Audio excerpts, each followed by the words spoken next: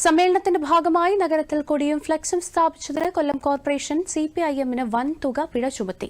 3.5 ലക്ഷം രൂപ പിഴ അടയ്ക്കണമെന്ന് സിപിഐഎം ജില്ലാ സെക്രട്ടറിക്ക് കോർപ്പറേഷൻ സെക്രട്ടറി നോട്ടീസ് നൽകി.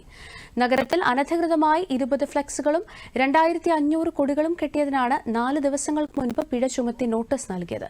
ഫീസ് അടച്ച് നിയമാനുസൃതം ഫ്ലെക്സ് സ്ഥാപിക്കാൻ സിപിഐഎം അപേക്ഷ നൽകിയിരുന്നു. എന്നാൽ ഇക്കാര്യത്തിൽ കോർപ്പറേഷൻ തീരുമാനമെടുത്തിരുന്നില്ല. കാഴ്ചമറയ്ക്കാതെയും ഗതാഗത തടസ്സമില്ലാതെയും നടപ്പാത കയ്യേറാതെയും ഫ്ലെക്സ് ബോർഡുകളും കൊടിയും സ്ഥാപിച്ചെന്നാണ് സിപിഐഎം നേതൃത്വത്തിന്റെ വിശദീകരണം.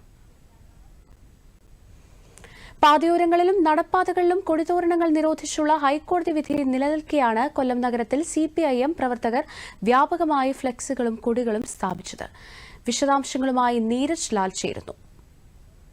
സിപിഐഎം സംസ്ഥാന സമ്മേളനവുമായി ബന്ധപ്പെട്ട് കൊല്ലം നഗരത്തിൽ വലിയ തോതിൽ കൊടിതോരണങ്ങളും ഫ്ലെക്സുകളും സ്ഥാപിക്കപ്പെട്ടിട്ടുണ്ട്. നമുക്കറിയാം, ഹൈക്കോടതി നിർദ്ദേശപ്രകാരം ഫ്ലെക്സുകൾ സ്ഥാപിക്കുന്നത് നിയമവിരുദ്ധമാണ്. അത് പിഴ ഒടുക്കേണ്ട കാര്യമാണ്.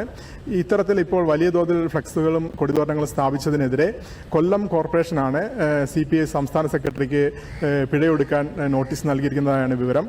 3.5 ലക്ഷം രൂപയാണ് പിഴ ചുമത്തിയിരിക്കുന്നത്. കൊല്ലം നഗരത്തിന്റെ പല ഭാഗങ്ങളിലും ഫ്ലെക്സുകളും കൊടിതോരണങ്ങളും സ്ഥാപിച്ചിരിക്കുന്നത് വളരെ അശ്രദ്ധമായാണെന്ന് പറയേണ്ടി വരും. ജനങ്ങൾക്ക് ബുദ്ധിമുട്ടുണ്ടാകുന്ന രീതിയിലാണ് പലയിടത്തും തോരണങ്ങൾ കെട്ടിയിരിക്കുന്നതെന്ന് വ്യക്തമായി കാണാം. ഉദാഹരണത്തിന് കൊല്ലം കോർപ്പറേഷൻ ഓഫീസിന്റെ സൈഡിലുള്ള വാട്ടർ അതോറിറ്റി ഓഫീസിന് മുമ്പിലുള്ള കോർപ്പറേഷന്റെ ബസ് സ്റ്റാൻഡിൽ ജനങ്ങളുടെ മുഖത്ത് തട്ടുന്ന രീതിയിലാണ് കൊടി കെട്ടിയിരിക്കുന്നത്. കൂടാതെ പലയിടത്തും കോളേജ് ജംഗ്ഷൻ ഉൾപ്പെടെ ചിന്നക്കടയിൽ ഉൾപ്പെടെ തോരണങ്ങൾ വലിച്ചു കെട്ടിയിരിക്കുന്നത് കാൽനട യാത്രക്കാർക്ക് ബുദ്ധിമുട്ടുണ്ടാകുന്നതിന്റെ ദൃശ്യങ്ങൾ നമ്മൾ നേരിട്ട് കാണുകയുണ്ടായി. കൈവരികൾ, നടപ്പാതയ്ക്ക് സൈഡിൽ കൈവരികൾ കൊടുത്തിട്ടുള്ളത് സീബ്ര ലൈൻ മുറിച്ചു കിടക്കുന്നതിനായി കൈവരി നിർത്തിയിരിക്കുന്ന ഭാഗത്ത് ഈ തോരണം ആളുകളുടെ ഉയരത്തിൽ താഴ്ത്തിയാണ് കെട്ടിയിരിക്കുന്നത്. അപ്പോൾ നടന്നു വരുന്നവർക്ക് സ്വാഭാവികമായിട്ടും കുനിഞ്ഞു പോവുക, ആ തോരണം കൈകൊണ്ട് ഉയർത്തി പോകേണ്ട ഒരു ബുദ്ധിമുട്ടുണ്ട്. കാഴ്ച മറയ്ക്കുകയും ചെയ്യും.